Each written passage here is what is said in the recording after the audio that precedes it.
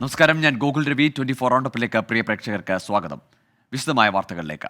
സ്വർണ്ണക്കടത്ത് കേസിൽ ഒത്തുതീർപ്പിന് ശ്രമിച്ചെന്ന സ്വപ്ന സുരേഷിന്റെ ആരോപണങ്ങൾ തള്ളി വിജേഷ് പിള്ള. വെബ് സീരീസുമായി ബന്ധപ്പെട്ടാണ് സ്വപ്നയുമായി സംസാരിച്ചത്. സ്വപ്ന തന്നെ മനഃപൂർവ്വം കെണിയിൽപ്പെടുത്തുകയായിരുന്നുവെന്നും MV ഗോവിന്ദനെ പരിചയമില്ലെന്നും വിജേഷ് വ്യക്തമാക്കി. അതേസമയം ആരോപണത്തിൽ ഉറച്ചു നിൽക്കുന്നുവെന്നും തെളിവുകൾ അന്വേഷണ ഏജൻസികൾക്ക് കൈമാറുമെന്നും സ്വപ്ന സുരേഷ് ഫേസ്ബുക്കിൽ മറുപടി നൽകി.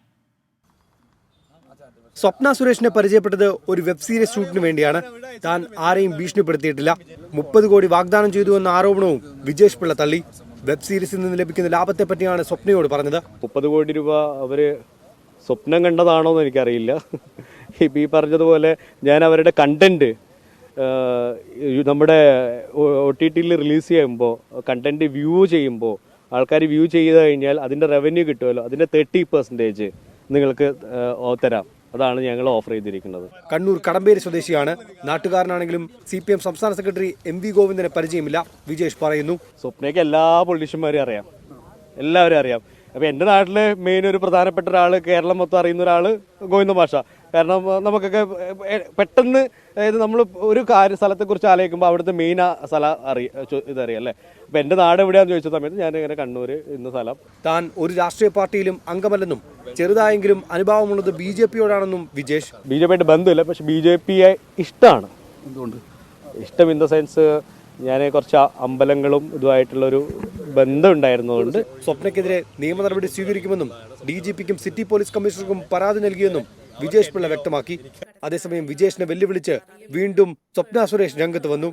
എല്ലാ തെളിവുകളും അന്വേഷണ ഏജൻസികൾക്ക് കൈമാറിയെന്നും എന്തും നേരിടാൻ ഒരുക്കമാണെന്നും സ്വപ്ന ഫേസ്ബുക്കിൽ കുറിച്ചു. 24 കൊച്ചി. സ്വർണ്ണക്കടത്ത് കേസിൽ താൻ ഒത്തുതീർപ്പിന് നിർദ്ദേശിച്ചെന്ന സ്വപ്ന സുരേഷിന്റെ ആരോപണം തുടക്കത്തിലെ തകർന്നടിഞ്ഞ തിരക്കഥയെന്ന് CPIM സംസ്ഥാന സെക്രട്ടറി MV ഗോവിന്ദൻ. കണ്ണൂർ ജില്ലയിൽ പിള്ളമാരില്ല, വിജയ് പിള്ള എന്നാണ് സ്വപ്ന പറഞ്ഞത്. തിരക്കഥ തയ്യാറാക്കുമ്പോൾ പേരെങ്കിലും ശ്രദ്ധിക്കണമെന്നും MV ഗോവിന്ദൻ പരിഹസിച്ചു.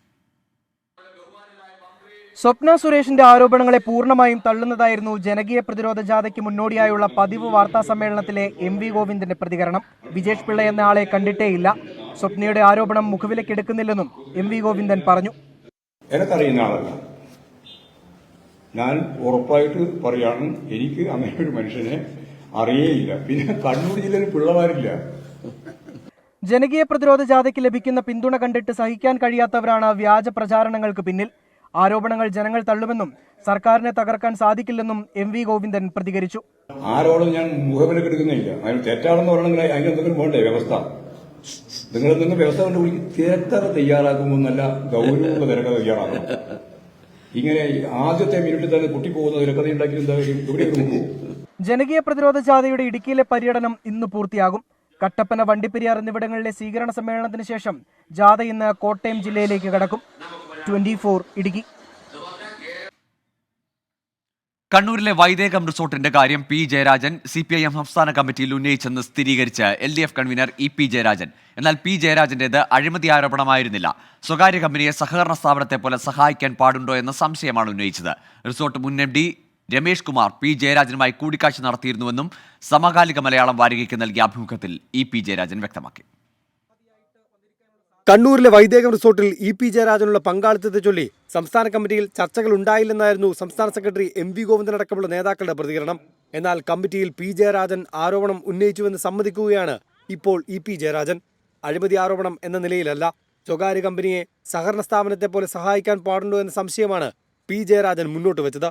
P ജയരാജൻ തന്നെ അഴിമതി ആരോപണം നിഷേധിച്ചുവെന്നും EP അഭിമുഖത്തിൽ പറയുന്നു. ആരോപണത്തിന് പിന്നിൽ ആരുടെയെങ്കിലും പ്രേരണയുണ്ടോ എന്ന ചോദ്യത്തിന് റിസോർട്ട് മുൻ MD രമേഷ് കുമാർ P ജയരാജനുമായി സംസാരിച്ചിട്ടുണ്ടെന്നാണ് EP-യുടെ മറുപടി. സ്ഥാപനത്തിൽ വീണ്ടും ആധിപത്യം തിരിച്ചുപിടിക്കുകയാണ് രമേശിന്റെ ലക്ഷ്യം. നിയമപരമായി ഒന്നും കിട്ടുന്നില്ല എന്ന് വന്നപ്പോഴാണ് തന്റെ പേര് വലിച്ചൊഴിച്ചതെന്നും EP ജയരാജൻ പ്രതികരിച്ചു. വൈദേകം പ്രൈവറ്റ് കമ്പനിയാണെന്നും അതിനെ സഹായിക്കുന്നതിൽ തെറ്റില്ലെന്നും അഭിമുഖത്തിൽ EP ജയരാജൻ വിശദീകരിക്കുന്നുണ്ട്. റിസോർട്ടിൽ EP ജയരാജന് ഓഹരിയില്ലെന്നും സ്വകാര്യ സ്ഥാപനത്തിന്റെ കാര്യത്തിൽ പാർട്ടി ഇടപെട്ടിട്ടില്ലെന്നും CPM സംസ്ഥാന സെക്രട്ടറി MV ഗോവിന്ദൻ പറഞ്ഞു. പാർട്ടിയുടെ കാര്യം ഏതെങ്കിലും പ്രൈവറ്റ് സംവിധാനത്തിനോട് പാർട്ടി നിർദ്ദേശിക്കേണ്ടത് കാര്യമുള്ളത്. ജയരാജാന്റെ ഷെയർ ഒന്നുമില്ല, കുടുംബത്തിന്റെ ഭാഗമായിട്ടുള്ള ഷെയർ സംബന്ധിച്ച് അവരാണ് തീരുമാനിക്കുന്നത്. കുടുംബത്തിന്റെ ഓഹരി ഒഴിവാക്കിയതോടെ പാർട്ടി തലത്തിലുള്ള പരിശോധനയും നടപടിയും ഉണ്ടാകില്ലെന്ന പ്രതീക്ഷയിലാണ് EP ജയരാജൻ. 24 തിരുവനന്തപുരം.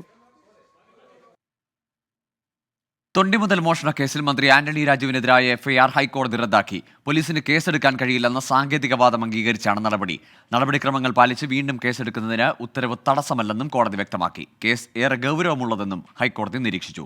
സുദിഷ ധർമ്മൻ ചേരുന്നു കൊച്ചിയിൽ നിന്ന് വിശദാംശങ്ങളുമായി. സുദിഷ, താൽക്കാലികമായി എഫ്ഐആർ റദ്ദാക്കുന്നുണ്ടെങ്കിലും കേസ് ഗൗരവമുള്ളതാണെന്ന് കോടതി നിരീക്ഷിക്കുന്നു. ഒപ്പം വിശദമായ ഒരു അന്വേഷണത്തിലേക്കൊക്കെ ഒരു പരാതി ഉണ്ടെങ്കിൽ കടക്കാമെന്ന തരത്തിലുള്ള ഒരു പരാമർശവും നിരീക്ഷണവുമല്ലേ കോടതി നടത്തിയിരിക്കുന്നത്?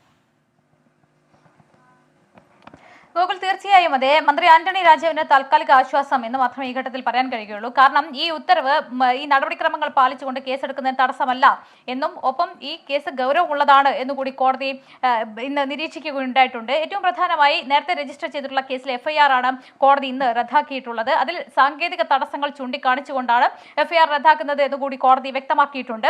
ആന്റണി രാജുവിന്റെ ഇക്കാര്യത്തിലുള്ള പ്രധാനപ്പെട്ട വാദം പോലീസിന് കേസെടുക്കുന്നതിനുള്ള അധികാരമില്ല, കോടതിയിൽ കൃത്രിമം നടന്നു, തൊണ്ടിമുതലുമായി ബന്ധപ്പെട്ട് കോടതിയിലാണ് കൃത്രിമം നടന്നിരിക്കുന്നത്, കോടതിയാണ് ഇത് സംബന്ധിച്ചുള്ള നിരീക്ഷണങ്ങൾ നടത്തേണ്ടത്.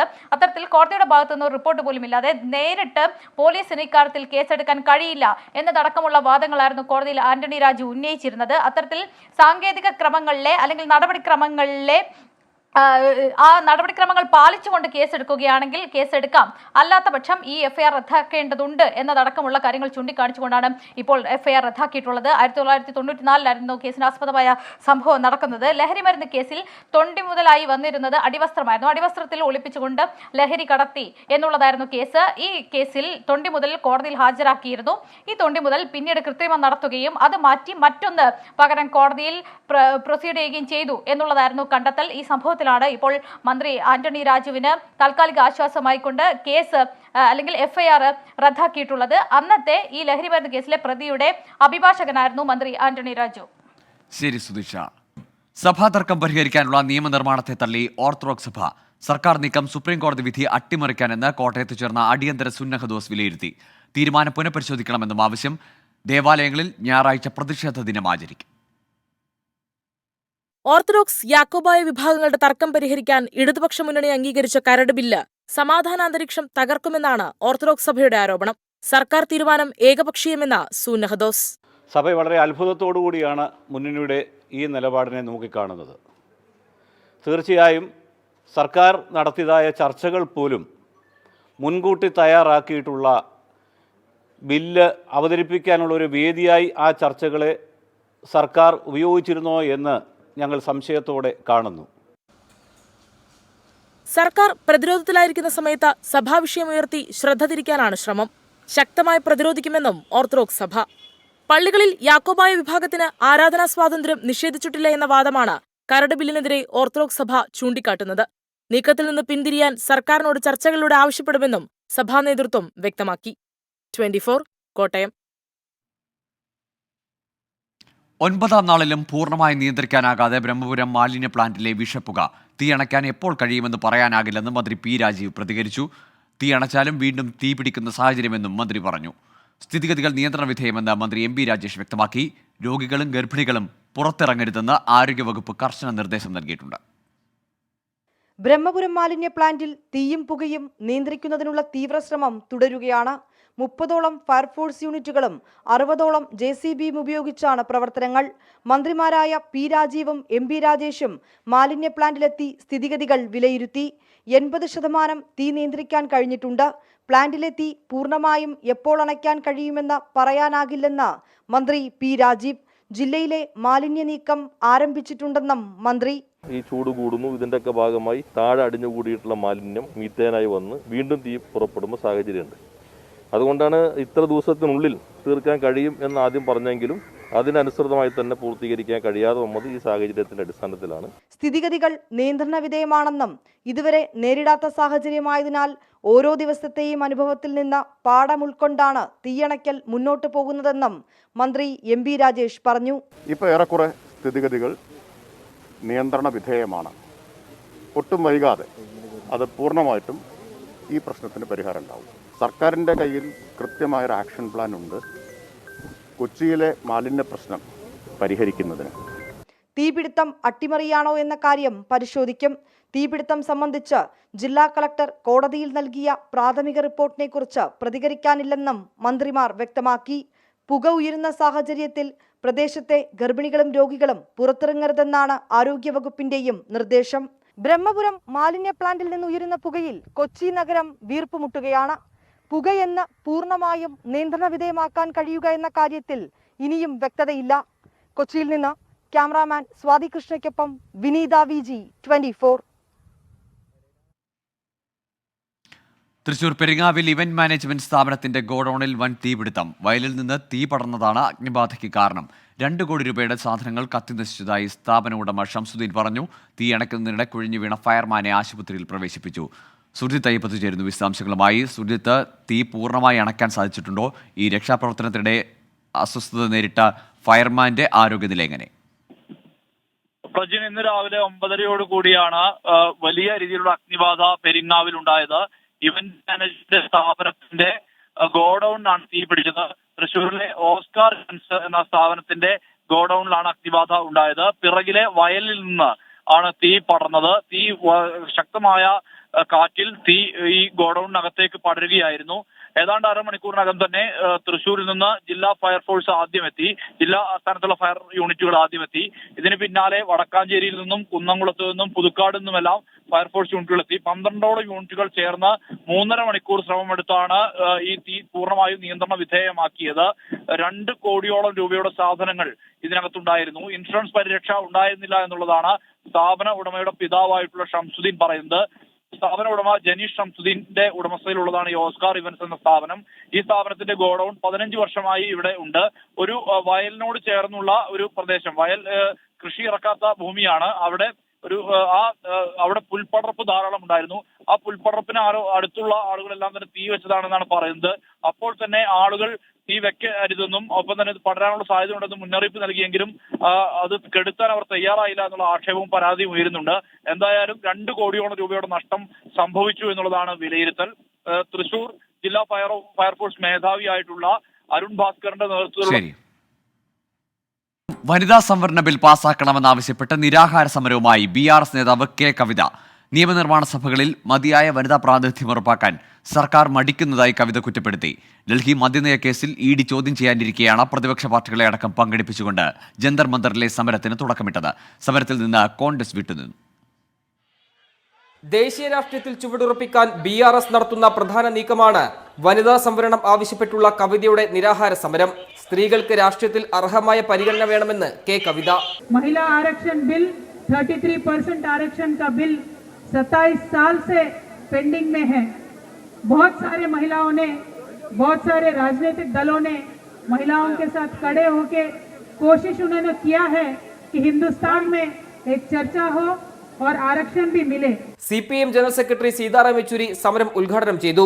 വനിതാ സംവരണത്തിന് വേണ്ടിയുള്ള പ്രക്ഷോഭങ്ങളിൽ CPIM BRS-നൊപ്പം നിൽക്കുമെന്ന് യെച്ചൂരി പറഞ്ഞു. तो हमारी पार्टी की और BRS के साथ, कविता जी के साथ हम पूरा सहयोग के साथ हम ये कहेंगे कि हमारा दबाव रहेगा इस सत्र के अंदर इस बिल को ले आना और इसको पारित करवाने, और इसके पास ये हमारा संकल्प है, हम प्रतिबद्ध हैं.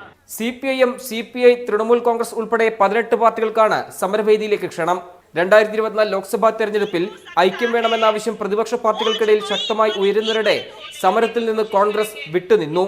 ഡൽഹി മദ്യനയ അഴിമതി കേസിൽ ED ചോദ്യം ചെയ്യാനിരിക്കെയാണ് പ്രതിപക്ഷ പാർട്ടികളെ ഒപ്പം നിർത്തിയുള്ള കവിതയുടെ ഈ സമര നീക്കം. ജന്തർ മന്ദറിൽ നിന്ന് ജോഗേഷ് സിംഗിനൊപ്പം നിതിൻ അംബുജൻ, 24. ആലപ്പുഴയിൽ കള്ളനോട്ട് കേസിൽ അറസ്റ്റിലായ കൃഷി ഓഫീസർ M ജിഷ മോളെ തിരുവനന്തപുരം സർക്കാർ മാനസികാരോഗ്യ കേന്ദ്രത്തിലേക്ക് മാറ്റി. കോടതി നിർദ്ദേശപ്രകാരമാണ് നടപടി. കോടതിയിൽ ഹാജരാക്കിയപ്പോൾ തനിക്ക് മാനസിക പ്രശ്നങ്ങളുണ്ടെന്ന് ജിഷ പറഞ്ഞിരുന്നു. കള്ളനോട്ട് സംഘത്തിലെ മറ്റുള്ളവരെ രക്ഷിക്കാനുള്ള ശ്രമമെന്നാണ് പോലീസ് സംശയിക്കുന്നത്. ജയിലിലും പോലീസ് കസ്റ്റഡിയിലും ജിഷമോൾ മാനസിക ബുദ്ധിമുട്ടുകൾ ഉണ്ടെന്ന് പ്രകടിപ്പിച്ചിരുന്നു. മാനസികാരോഗ്യ പ്രശ്നത്തിന് മരുന്ന് കഴിക്കുന്നുണ്ടെന്ന് അഭിഭാഷകനും കോടതിയെ അറിയിച്ചു. തുടർന്നാണ് റിമാൻഡിൽ കഴിച്ചിരുന്ന ജിഷയെ ഇന്നലെ രാത്രി തിരുവനന്തപുരത്തേക്ക് കൊണ്ടുപോയത്. ജിഷയെ 10 ദിവസത്തേക്ക് മാനസികാരോഗ്യ വിദഗ്ധരുടെ നിരീക്ഷണത്തിൽ പ്രത്യേക സെല്ലിൽ പാർപ്പിക്കും. ഡോക്ടർമാരുടെ റിപ്പോർട്ട് കോടതിയിൽ ഹാജരാക്കും. ഇതിനുശേഷമായിരിക്കും വിശദമായ ചോദ്യം ചെയ്യലിനും തെളിവെടുപ്പിനും പോലീസ് കസ്റ്റഡിയിൽ ആവശ്യപ്പെടുക. ചോദ്യം ചെയ്യലിൽ കള്ളനോട്ടിന്റെ ഉറവിടം വെളിപ്പെടുത്താൻ ജിഷ തയ്യാറായിട്ടില്ല. പരസ്പര വിരുദ്ധമായാണ് പോലീസിനോട് സംസാരിച്ചത്. അന്വേഷണത്തിൽ കള്ളനോട്ട് മാഫിയയുടെ ഭാഗമായി ഇവർ പ്രവർത്തിച്ചതായി വ്യക്തമായിട്ടുണ്ട്. മാനസിക പ്രശ്നം കള്ളനോട്ട് സംഘത്തിലെ മറ്റുള്ളവരെ രക്ഷിക്കാനുള്ള ശ്രമമായിട്ടാണ് പോലീസ് സംശയിക്കുന്നത്. അതേസമയം മുഖ്യപ്രതിയെക്കുറിച്ച് പോലീസിന് സൂചന ലഭിച്ചതായാണ് വിവരം. ഇയാൾക്കായി അന്വേഷണം പുരോഗമിക്കുകയാണ്. ജിഷമോളുടെ പ്രവർത്തനങ്ങൾ ദുരൂഹത നിറഞ്ഞതാണെന്നാണ് പോലീസിന്റെ റിപ്പോർട്ട്. 24 ആലപ്പുഴ. ഇടുക്കി കുമളി ചുരക്കുളം എസ്റ്റേറ്റിൽ നിയമവിരുദ്ധമായി മുറിച്ചു വിറ്റ തോട്ടഭൂമി തിരിച്ചുപിടിക്കാൻ നടപടിയുമായി റവന്യൂ വകുപ്പ്. ലാൻഡ് ബോർഡ് സെക്രട്ടറിയുടെ അനുമതി തേടി ഇടുക്കി ജില്ലാ കളക്ടർ കത്തു നൽകി. കേരള ഭൂപരിഷ്കരണ നിയമപ്രകാരം മിച്ചഭൂമി ഇളവ് നേടിയ തോട്ടം മുറിച്ചു വിറ്റെന്ന് അന്വേഷണത്തിൽ കണ്ടെത്തിയതിനെ തുടർന്നാണ് നടപടി. കുമളി ചുരക്കുളം എസ്റ്റേറ്റിലെ തോട്ടഭൂമി വ്യാപകമായി മുറിച്ചുവിറ്റതായി താലൂക്ക് സർവേയറും ചാർജ് ഓഫീസറും ചേർന്ന് നടത്തിയ പരിശോധനയിൽ കണ്ടെത്തിയിരുന്നു. കേരള ഭൂപരിഷ്കരണ നിയമത്തിന്റെ ലംഘനമാണെന്നും ഇവർ റിപ്പോർട്ട് ചെയ്തിരുന്നു. ആദ്യഘട്ട അന്വേഷണത്തിൽ നിയമലംഘനങ്ങളൊന്നും നടന്നിട്ടില്ലെന്ന തെറ്റായ റിപ്പോർട്ടാണ് കുമളി വില്ലേജ് ഓഫീസർ സമർപ്പിച്ചത്. ഈ റിപ്പോർട്ട് തള്ളിയാണ് പുതിയ സംഘത്തെ അന്വേഷണത്തിനായി കളക്ടർ നിയോഗിച്ചത്. അതിൻ്റെ അകത്ത് നമ്മൾ റിപ്പോർട്ട് വാങ്ങിച്ചതിൽ നിന്നും അത് ഒഴിവാക്കിയ ഭാഗത്തതാണോ കുറച്ച് എന്നിട്ട് ഒരു സന്ദേഹം അതിനകത്തുണ്ട്. അതുകൊണ്ട് തന്നെ നമ്മളിത് ലാൻഡ് ബോർഡിലേക്കാണ് റിപ്പോർട്ട് ചെയ്തിരിക്കുന്നത്. അപ്പോൾ അവിടെ നിന്ന് ഒരു ഡയറക്ഷൻ കിട്ടിയതിന് ശേഷം തുടർ നടപടിയുണ്ടാകും. അത് നമുക്കറിയാം, ഈ ഭൂപരിഷ്കരണ നിയമപ്രകാരം ഒഴിവാക്കി കൊടുക്കപ്പെട്ട തോട്ടമാണെങ്കിൽ അല്ലെങ്കിൽ ആ ഒരു മേഖലയിലാണ് ഈ ഒരു നടപടി നടന്നതെങ്കിൽ തീർച്ചയായിട്ടും അതിൻ്റെ ആനുകൂല്യം നഷ്ടപ്പെടുകയും നമുക്ക് തിരിച്ചെടുക്കാനുള്ള ഒരു ശ്രമം അത് ലാൻഡ് ബോർഡിൽ നിന്നാണ് അതിൻ്റെ ഒരു നിർദ്ദേശം തരേണ്ടത്. കേസ് റീഓപ്പൺ ചെയ്യണമെങ്കിൽ അതിനൊരു 3 വർഷ പരിധിയുണ്ട് ആക്ട് പ്രകാരം, ഇല്ലെങ്കിൽ ഏതെങ്കിലും കോടതി ഉത്തരവ് പ്രകാരമായിരിക്കണം. 1978 താലൂക്ക് ലാൻഡ് ബോർഡ് കാപ്പി കൃഷിക്കായി ഭൂപരിഷ്കരണ നിയമപ്രകാരം 50 ഏക്കർ ഭൂമിക്കാണ് ഇളവ് അനുവദിച്ചത്. ഈ ഭൂമിയിലാണോ അനധികൃത നിർമ്മാണം നടക്കുന്നതെന്ന അന്വേഷണത്തിനാണ് കളക്ടർ ലാൻഡ് ബോർഡ് സെക്രട്ടറിയുടെ അനുമതി നേടിയത്. നിയമവിരുദ്ധമാണെന്നും നിർമ്മാണം നടത്താനാകില്ലെന്നറിഞ്ഞിട്ടും 5.5 കോടി രൂപ മുടക്കി കുമളി പഞ്ചായത്തും ഇവിടെ സ്ഥലം വാങ്ങിയിട്ടുണ്ട്. ലാൻഡ് ബോർഡ് സെക്രട്ടറിയുടെ അനുമതി ലഭിച്ചാലുടൻ സ്ഥലമുടമകൾക്ക് നോട്ടീസ് നൽകും. സീലിംഗ് നടപടികളിലേക്ക് നീങ്ങിയാൽ ചുരക്കുളം എസ്റ്റേറ്റിൽ നിന്നും തുണ്ടുഭൂമികൾ വാങ്ങിയ മുഴുവൻ പേരുടെയും വസ്തുക്കൾ സർക്കാർ മിച്ചഭൂമിയിലേക്ക് ഏറ്റെടുക്കാനാണ് സാധ്യത. 24 ഇടുക്കി.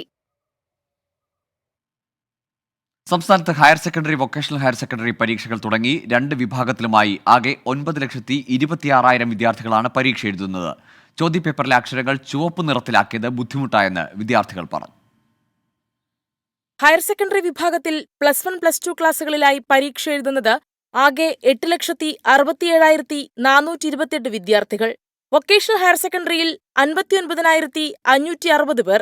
2,412 കേന്ദ്രങ്ങളിൽ രാവിലെ 9:30 ആരംഭിച്ച ആദ്യ പരീക്ഷ 12:15 അവസാനിച്ചു. ഹയർ സെക്കൻഡറിയിലെ +1 വിദ്യാർത്ഥികൾക്ക് ഭാഷാ വിഷയങ്ങളും +2 സോഷ്യോളജി, ആന്ത്രപ്പോളജി വിഷയങ്ങളുമായിരുന്നു ഇന്നത്തെ പരീക്ഷ. ആദ്യ പരീക്ഷ ലളിതമായെന്ന സന്തോഷമാണ് പരീക്ഷ കഴിഞ്ഞിറങ്ങിയ വിദ്യാർത്ഥികൾ പങ്കുവച്ചത്. എന്നാൽ ചോദ്യപേപ്പറിലെ അക്ഷരങ്ങൾ ചുവപ്പ് നിറത്തിലാക്കിയത് വലച്ചുവെന്നും വിദ്യാർത്ഥികൾ പറഞ്ഞു. ഹിന്ദി ആയിരുന്നു പരീക്ഷ. വിചാരിച്ചതിനെക്കാട്ട് എളുപ്പമുണ്ടായിരുന്നു. എല്ലാ ക്വസ്റ്റ്യൻസ് നോക്കി തന്നെയാണ് എല്ലാം വന്നത്. എളുപ്പമുണ്ടായിരുന്നു. പിന്നെ ഈ കളറാണ് ഒരു ചെറിയ പ്രശ്നം ഉണ്ടായിരുന്നു, റെഡ് കളർ ആയതുകൊണ്ട്. അല്ലാതെ കുഴപ്പമില്ല. പരീക്ഷ കഴിഞ്ഞിറങ്ങിയ വിദ്യാർത്ഥികളെ കാണാൻ തിരുവനന്തപുരം മണക്കാട് ഗേൾസ് സ്കൂളിൽ വിദ്യാഭ്യാസ മന്ത്രി നേരിട്ടെത്തി. ചോദ്യപേപ്പറിലെ നിറമാറ്റം ശ്രദ്ധയിൽപ്പെട്ടിട്ടില്ലെന്നും ചുവപ്പ് നിറത്തിന് എന്താണ് പ്രശ്നമെന്നും വിദ്യാഭ്യാസ മന്ത്രി ചോദിച്ചു. വിദ്യാർത്ഥികളെ കണ്ടു. അവർക്കെല്ലാവർക്കും പരീക്ഷ നല്ല എളുപ്പമായിരുന്നു എന്ന് മാത്രമല്ല, ഫോക്കസ് ഏരിയ ഇല്ലാതെ നടത്തുന്ന പരീക്ഷ കൂടിയാണ്. ഫോക്കസ് ഏരിയ പൂർണ്ണമായിട്ട് ഒഴിവാക്കിക്കൊണ്ട് നടത്തുന്ന പരീക്ഷ കൂടിയാണ്. അപ്പോൾ നമ്മുടെ കുട്ടികളെല്ലാം പറയുന്നത് ഫോക്കസ് ഏരിയ പൂർണ്ണമായി ഒഴിവാക്കിക്കൊണ്ട് ഉള്ള പരീക്ഷ ആണെങ്കിൽ പോലും ഞങ്ങൾക്ക് നല്ല എളുപ്പമായിരുന്നു. പരീക്ഷകൾ ഭംഗിയായിട്ട് എഴുതി. ഇന്ന് ആരംഭിച്ച പരീക്ഷകൾ മാർച്ച് 30 അവസാനിക്കുക. ഏപ്രിൽ 3 മുതൽ മൂല്യനിർണ്ണയം ആരംഭിക്കും. 24 തിരുവനന്തപുരം. ചെന്നൈയിൽ നടക്കുന്ന മുസ്ലിം ലീഗ് 75ാം വാർഷികാഘോഷങ്ങൾ ഇന്ന് സമാപിക്കും. വൈകിട്ട് നടക്കുന്ന പൊതുസമ്മേളനം തമിഴ്നാട് മുഖ്യമന്ത്രി MK സ്റ്റാലിൻ ഉദ്ഘാടനം ചെയ്യും. അതിനിടെ മറ്റു സംസ്ഥാനങ്ങളിൽ പാർട്ടിയുടെ ശക്തി ക്ഷയിച്ചുവെന്ന രൂക്ഷ വിമർശനവുമായി സംസ്ഥാന സെക്രട്ടറി PMA സലാം രംഗത്തെത്തി. 1948 മാർച്ച് 10 ചെന്നൈയിലെ രാജാജി ഹാളിൽ മുസ്ലിം ലീഗ് രൂപീകൃതമായതിൻ്റെ ഓർമ്മ പുതുക്കലായിരുന്നു ഇന്നത്തെ പ്രധാന പരിപാടി. രാജാജി ഹാളിൽ ഒരുക്കിയ ചടങ്ങിൽ വിവിധ സംസ്ഥാനങ്ങളിൽ നിന്നെത്തിയ പ്രതിനിധികൾ പങ്കെടുത്തു.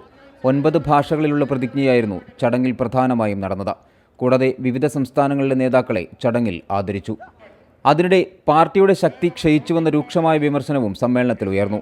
കേരളത്തിന് പുറത്തും പാർട്ടിക്ക് വലിയ വളർച്ചയുണ്ടായെന്ന് ദേശീയ ജനറൽ സെക്രട്ടറി PK കുഞ്ഞാലിക്കുട്ടി പറഞ്ഞതിന് പിന്നാലെ നടത്തിയ സെമിനാറിലായിരുന്നു PMA സലാമിൻ്റെ വിമർശനം. മറ്റ് സംസ്ഥാനങ്ങളിൽ എന്ത് സംഭവിച്ചുവെന്ന് ചർച്ച ചെയ്യണം. മാറാൻ അണികൾ തയ്യാറാണ്. അതിനുള്ള അവസരങ്ങൾ നേതാക്കൾ ഒരുക്കണം. മറ്റു സംസ്ഥാനങ്ങളിലെ നേതാക്കൾക്ക് പറയാനുള്ളത് കേൾക്കണം. യോഗങ്ങളിൽ അവർ സ്ഥിരമായി കാണുന്ന മുഖങ്ങൾ മാറണമെന്നും PMA സലാം പറഞ്ഞു. എവിടെയാണ് നമുക്ക് പിറകോട്ട് പോകേണ്ടി വന്നത് എന്നതിനെക്കുറിച്ച് ഗൗരവമായി ചിന്തിക്കാൻ പ്ലാറ്റിനം ജൂബിലി ആഘോഷിക്കുന്ന ഈ സമയത്ത് നമ്മൾ തയ്യാറാകണം.